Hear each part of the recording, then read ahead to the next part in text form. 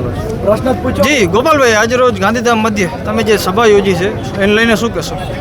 આજે આમ આદમી પાર્ટી દ્વારા ગુજરાત જોડો કાર્યક્રમ અનુસંધાનમાં ગાંધીધામ ખાતે એક સભાનું આયોજન કર્યું હતું. ઝંડા ચોક ખાતે ઐતિહાસિક જનસભા આજે આમ આદમી પાર્ટીની થઈ છે.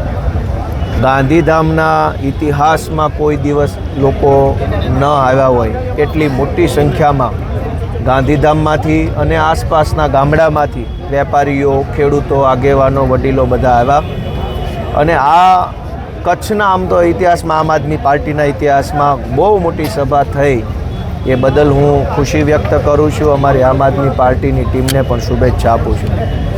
જી, ખાસ કરી અત્યારે જે સભા ચાલુ હતી, લોકો દ્વારા જે પ્રશ્ન પૂછવામાં આવ્યો એમાં પછી તમે હમણાં એમ કીધું કે ગુંડા જેવા અમુક શબ્દો તમે વાપર્યા, એ તમે કયા આધારે વાપર્યા? આમાં તમને આધારની હજુ જરૂર લાગે છે? આટલી ગુંડાગીર્દી કરી, હજુ એનો આધાર જોશે પાછો? નજર આવે તમે સાહેબ, તમે કોઈ આધાર પુરાવો? અમે તો સાહેબ પ્રશ્ન જ પૂછી શકીએ ને પત્રકાર. તમને કોઈ ક્યાં કીધું છે? ના, પત્રકાર તરીકે અમે સાહેબ પ્રશ્ન પૂછી તો ભલે પૂછો, કાંઈ વાંધો નહીં. શું તો સાહેબ તમે એનો શું જવાબ આપશો? આ જવાબ મેં આપ્યો કે ભાઈ આમાં હજુ આધારની હવે કાંઈ જરૂર લાગતી નથી. મને નજરે જોયું બધાએ. જી સાહેબ, કચ્છમાં નર્મદાના નીરના મુદ્દે જે પ્રશ્ન ઘણા ટાઈમથી હાલી રહ્યા છે એ વિશે શું કહેશો? આ ગુજરાતમાં સરકાર નહીં પણ સર્કસ ચાલે છે.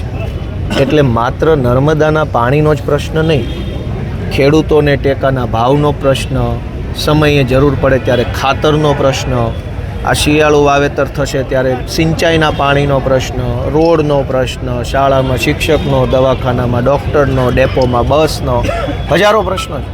અને તમામ પ્રશ્ન હોવાનું એક જ કારણ છે કે ગુજરાતમાં સરકાર નહીં પણ સર્કસ ચાલે છે. સંગીત ખુરશીનો ખેલ ચાલુ છે.